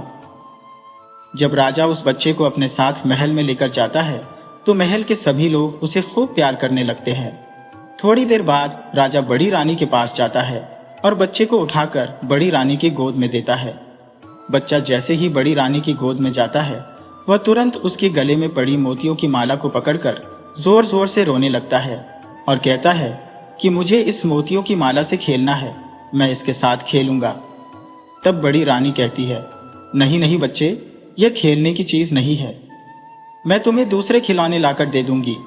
बड़ी रानी नौकरों से कहकर उस बच्चे के लिए दूसरे ढेर सारे खिलौने मंगवाती है, परंतु वह बच्चा उसी माला की जिद पकड़े रहता है। वह धरती पर लौट लौट कर जोर जोर से दहाड़े मारने लगता है और जोर जोर से रोता है। तब राजमहल के सभी लोग वहां पर इकट्ठे हो जाते हैं और सभी उस बच्चे को बहलाने और चुप कराने में लगे हुए थे, परंतु बच्चा माला की रट लगाए हुए रोता ही जा रहा था। ऐसा लग रहा था मानो माला नहीं मिली तो रोते रोते बच्चा अपनी जान ना गंवा दे। तभी योजना के अनुसार राजा वहां पर आ जाता है और रानी से कहने लगता है, महारानी, आप क्यों बच्चे जैसी हरकत कर रही हो? देख नहीं रही हो आप बच्चा कितना रो रहा है? आप इस राज्य की महारानी है और एक मामूली सी मोतियों की माला के लिए आप भी बच्चों की तरह जिद कर रही हैं। सोचिए महारानी, अगर इस बच्चे को कुछ हो जाता है तो लोग क्या कहेंगे? राज्य में आपकी क्या इज्जत रह जाएगी? अब राजा की बात सुनकर बड़ी रानी सोच में पड़ जाती है कि सच में अगर बच्चे को कुछ हो गया तो राज्य में उसकी प्रतिष्ठा चली जाएगी। रानी ने सोचा कि थोड़ी देर के लिए यह माला बच्चे को खेलने के लिए दे देती हूँ। जब बच्चे का दिल इस माला से भर जाएगा तब मैं तुरंत ही इस माला को ले लूंगी। बड़ी रानी मोतियों की माला अपने गले से निकालकर उस बच्चे को दे देती है। वह बच्चा मोतियों की माला हाथ में लेकर आंगन में घूम घूम कर खेलने लगता है। थोड़ी देर मोतियों की माला से खेलने के बाद उस बच्चे ने चुपके से उस माला को लाकर महाराज को दे दिया। राजा के हाथ में वह माला आ जाती है तो राजा तुरंत उस मोतियों की माला को लेकर रानी मैना के महल में आ जाता है और उस माला को रानी मैना के गले में डाल देता है। वह माला पहनते ही मैना रानी जाग जाती है। राजा तुरंत मैना को अपने गले से लगा लेता है। मैना राजा को सारी बात बताती है और कहती है, महाराज, वह छोटा सा बच्चा आपका ही बेटा है। राजा मैना से कहता है, मैं सारा सच जान चुका हूं रानी। बड़ी रानी ने तुम्हारे साथ बहुत गलत किया है और उसको उसके किए की सजा जरूर मिलेगी। तुम अभी कुछ दिनों तक इसी महल में रहो। समय आने पर मैं तुम्हें राजमहल वापस ले जाऊंगा। राजा वह बच्चा भी महल से लाकर रानी मैना को दे देता है और अपने राजमहल वापस लौट जाता है। बड़ी रानी जब राजा को राजमहल आते देखती है तो राजा से कहती है, महाराज, आपने उस छोटे से बच्चे को देखा है जो मेरी मोतियों की माला लेकर खेल रहा था? अभी तो यही खेल रहा था, न जाने अब कहां चला गया है। परंतु इतनी देर से आप कहां गए थे? मैंने सोचा वह बच्चा भी महाराज आपके साथ ही होगा। अब वह बच्चा भी आपके साथ भी नहीं है तो न जाने वह कहां चला गया है। राजा रानी से कहता है कि रानी, हमारे ऊपर दुश्मनों का हमला होने वाला है और आपकी जान को खतरा है। ये सुनकर रानी डर जाती है और राजा से कहती है, महाराज, मुझे बचा लीजिए, मुझे दुश्मनों से मेरी रक्षा कीजिए महाराज।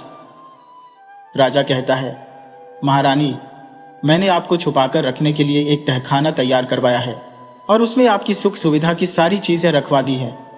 आप कुछ दिनों तक उसी तहखाने में छुप कर रहिए।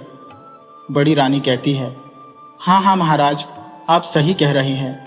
आप जब तक कहेंगे मैं उसी तहखाने में रहूंगी। राजा बड़ी रानी को तहखाने में ले जाकर बंद कर देता है और बड़ी रानी को सारी सच्चाई बता देता है और कहता है, तुमने रानी मैना के साथ जो किया तुम्हें उसकी सजा मिली है। अब जब तक तुम जीवित रहोगी इसी तहखाने में रहोगी। बड़ी रानी खूब रोने लगती है और राजा से क्षमा मांगने लगती है और कहती है अब वह फिर कभी ऐसा काम नहीं करेगी। परंतु राजा उसकी एक नहीं सुनता और वहां से चला जाता है। अब फिर राजा जो है छोटी रानी मैनावती के महल में जाता है और रानी मैना और अपने बेटे को रथ पर बिठाकर गाजे बाजे के साथ राजमहल वापस आता है। राजमहल में रानी मैना और उसके बच्चे का खूब स्वागत किया गया। अब राजा रानी मैना को महारानी की उपाधि प्रदान करता है। अब राजा और रानी मैना खुशी खुशी अपने बच्चे के साथ राजमहल में रहने लगे थे और बड़ी रानी को उसके किए की सजा मिल गई थी। दोस्तों, ये कहानी हमें सिखाती है कि लालच और जलन आखिर में इंसान को कहां ले जाती है और ईमानदारी और प्यार की हमेशा जीत होती है। अपने अच्छे कर्मों से आप मुश्किलों से निकल सकते हैं। अगर आपको यह कहानी पसंद आई हो तो कृपया हमारे चैनल को सब्सक्राइब करें, वीडियो को लाइक करें और शेयर करें।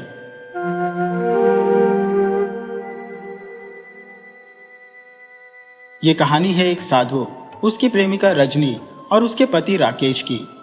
अगर आप हमारे चैनल पर नए हैं तो कृपा करके केटीवी स्टोरी को लाइक करें, सब्सक्राइब करें और शेयर करें। बहुत पुराने जमाने की बात है। एक गांव में एक साधु रहता था। वह घर घर जाकर भीख मांगता और उसी से अपना गुजारा चलाता। उसी गांव में रजनी नाम की एक लड़की रहती थी। उसे उस साधु से आंखें चार हो गई। कहते हैं ना, दिल आया गद्दी पर तो परी क्या चीज है। ये कहावत रजनी पर एकदम सही बैठती थी। वह साधु नहीं बल्कि एक साधु के वेश में एक जवान आदमी था। रजनी भी जवान थी, सुंदर थी और उसकी खूबसूरती पर वह साधु लट्टू हो गया था। साधु की झोपड़ी गांव से काफी दूर थी और उसके पास से ही एक नदी बहती थी। रजनी हर रोज देर रात में जब पूरा गांव सो जाता तब चुपचाप उठकर उस साधु की झोपड़ी में जाती और कई घंटे उसके साथ बिताकर अपने घर लौट आती थी। रजनी और साधु का यह मेल मिलाप महीनों से चल रहा था। किसी को इसकी भनक तक नहीं लगी थी। वह जानती थी कि अगर किसी को उसकी इस हरकत का पता चलता तो घर वाले उस पर रोक टोक करते और उसका घर से बाहर आना जाना बंद कर देते, लेकिन किसी को इस बात की खबर नहीं हुई। रजनी और साधु की रास लीला चलती रही। वह गांव में भीख मांगने आता और जो कुछ भी उसे रजनी से कहना होता वह इशारों में कह देता। रजनी जब उससे मिलने जाती थी तो अपने हाथों से खुद उसके लिए खाना बनाकर ले जाती और अपने हाथों से ही साधु को खिलाती। रजनी तो साधु के प्यार के बंधन में पूरी तरह से फंस चुकी थी, लेकिन अब वह शादी के लायक हो गई थी तो उसके घर वालों को उसकी शादी की चिंता हुई। उन्होंने एक अच्छा सा लड़का देखकर उसकी शादी तय कर दी। हो सकता है कि उन्हें रजनी और साधु के मिलन पर शक हो गया हो या किसी ने उनकी शिकायत कर दी हो। इस कारण वे रजनी की शादी जल्दी करना चाहते थे। साधु से रजनी का पीछा छुड़ाने का यही एक तरीका था कि उसकी शादी हो जाए और वह दूर चली जाए। ये सबसे बढ़िया तरीका था कि शादी के बाद वह अपनी ससुराल चली जाएगी और उसका मिलना जुलना बंद हो जाएगा। रजनी की शादी हो गई। 2-4 दिन बाद जब वह अपनी ससुराल से मायके आई तो वह फिर साधु के पास पहुंची। साधु ने रजनी को कई थप्पड़ मारे और बहुत भला बुरा कहा। उस नालायक साधु ने, जो कि साधु नहीं बल्कि एक स्वार्थी आदमी था, यहां तक कहा कि अपने पति को छोड़कर क्यों नहीं आ गई जो तुम मुझे छोड़कर चली गई। जैसे तैसे अब रजनी ने अपने साधु को मनाया। रजनी का यही सिलसिला फिर से शुरू हो गया क्योंकि वह अपने मायके रहने के लिए आई थी। कुछ दिनों के बाद अब उसकी ससुराल से उसका पति राकेश उसे विदा कराने के लिए आया। उसका पति अपने दोस्त के साथ उसे निभाने के लिए उसके घर आ गया। 1-2 शायद उसके मित्र भी उसके साथ रहे होंगे क्योंकि नई नई शादी हुई थी, तो इसलिए कई लोग उसे विदा कराने के लिए आए थे। अब रात काफी हो गई थी। खाने पीने का दौर चल रहा था और घर में मेहमान थे। रजनी को रात के 12 बजे के बाद समय मिला, तब वह अपने प्रेमी साधु के लिए खाना लेकर चल दी। जब वह घर से बाहर जा रही थी उस समय उसका पति राकेश जाग रहा था। जब उसने किसी को आधी रात के समय घर से बाहर जाते देखा तो उसे बड़ा अचरज हुआ कि यह कौन है जो इतनी रात गए घर से बाहर जा रहा है। वह उठकर उसके पीछे पीछे चल दिया। रजनी काफी तेजी से चलती हुई उस साधु की झोपड़ी पर पहुंची। रजनी ने खाना रख दिया। साधु ने फिर रजनी से कहा, तू अब तक कहाँ थी? मैं भूखा मर रहा हूं। तेरी राह देखते देखते मेरी आंखें पतरा गई है। तब रजनी कहने लगी कि मेरा पति मुझे विदा कराने के लिए आया है, इस वजह से मुझे देर हो गई। तो साधु रजनी को तेज आवाज में डांटने लगा। रजनी ने कहा, आज मेरे ससुराल वाले मुझे निभाने आए हैं, मैं इसी वजह से लेट हो गई हूं। साधु ने फिर उसको 3-4 थप्पड़ मारे और कहा, तो तू चली जाएगी मुझे छोड़कर, फिर उसके बाद मेरा क्या होगा? साधु ने कहा, मेरे अंदर ज्वाला धधक रही है। रजनी ने कहा कि तुम फिक्र मत करो, मैं जल्दी ही वापस आ जाऊंगी। साधु ने कहा, तुम कल जरूर आना, परसों चली जाना। कल मत जाना अपने पति के साथ, कोई बहाना बना देना, लेकिन परसों? तो वह कहने लगी, मैं चली जाऊंगी, जाना तो मुझे पड़ेगा। साधु कहने लगा, मैं तुम्हारे बिना कैसे रहूंगा? रजनी ने कहा, चिंता मत करो, यदि संभव हुआ तो मैं कल रुक जाऊंगी। पूरी कोशिश करूंगी कि मैं अपने पति के साथ कल न जाऊं, और उसके बाद यदि मैं ज्यादा दिन तक न रुक सकी तो मेरी ससुराल चले आना, मैं किसी न किसी बहाने तुमसे मिलने आती रहूंगी। साधु को यह बात जंच गई। वह कहने लगा, यह तो ठीक कह रही हो, यही ठीक रहेगा। मैं तुम्हारी ससुराल में ही आ जाऊंगा, फिर तो तुम्हें यहां आने की कोई जरूरत नहीं पड़ेगी और फिर हम ऐसे ही मिलते रहेंगे। जो रजनी का पति राकेश था वह झोपड़ी के पीछे खड़ा हुआ सब सुन रहा था, सब देख रहा था। उसकी आंखों में खून उतर आया। उसके जी में आ रहा था कि दोनों को उसी समय जान से मार दे, मगर ना जाने क्या सोचकर वह वहां से चला गया और आकर चुपचाप अपने बिस्तर पर लेट गया। दूसरे दिन रजनी के पति राकेश ने जानबूझकर जाने का कार्यक्रम रद्द कर दिया। उसने कहा कि आज हम नहीं जाएंगे, कल विदाई करेंगे। ये जानकर तो रजनी बहुत खुश हुई। उसकी तो जैसे भगवान ने मुराद पूरी कर दी। वह यही चाह रही थी, लेकिन उसने अपनी खुशी को अपने पति और घर के किसी भी सदस्य पर जाहिर नहीं होने दिया। दूसरे दिन रात के समय भोजन करने के बाद रजनी का पति राकेश वहां से चला गया और वह जब देखा कि घर के सब लोग सो गए हैं तो रजनी वहां से साधु के लिए बहुत जल्दी करते हुए तेज चलती हुई झोपड़ी के पास आने की तैयारी करने लगी। लेकिन जो रजनी का पति राकेश था वह रजनी से पहले ही उस घर से निकल चुका था। इस बारे में रजनी को कुछ पता नहीं था। वह तेजी से चलता हुआ साधु की झोपड़ी पर आया और उसने वहां जाकर साधु के 2 टुकड़े कर डाले और फिर वहीं खड़े होकर एक पेड़ पर चढ़ गया और अपने आप को पेड़ के पत्तों से ढक लिया, चारों ओर से छुपा लिया ताकि किसी को दिखाई न दे। थोड़ी देर के बाद उसकी पत्नी रजनी वहां आ गई। वह एक हाथ में थाली में भोजन लाई थी साधु के लिए, लेकिन जब वह अंदर गई तो उसने उस दिन दुल्हन की तरह श्रृंगार कर रखा था। पूरी सज धज कर वह साधु के पास पहुंची तो उसने वहां जाकर जो देखा तो उसके होश उड़ गए, क्योंकि साधु और उसका नाम सुनकर उसके 2 टुकड़े हुए पड़े थे। साधु की यह हालत देखकर रजनी की जो हालत हुई वह देखने लायक थी। उसने पास में पड़ा हुआ गंडासा उठाया और उसे नदी के किनारे पर इधर से उधर लेकर दौड़ती रही।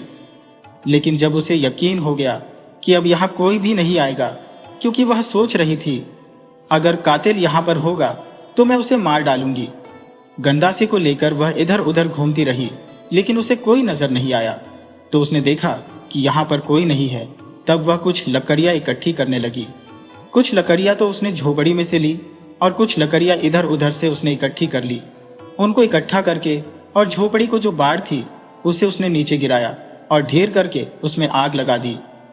साधु की चिता जलने लगी। अब चिता खूब धू धू कर जलने लगी थी। वह थके हुए कदमों से अपने घर लौट आई। उसके जाने के बाद उसका पति राकेश भी पेड़ से नीचे उतरा और वापस आकर अपने बिस्तर पर लेट गया। रजनी के पति राकेश पर किसी को कोई शक नहीं हुआ।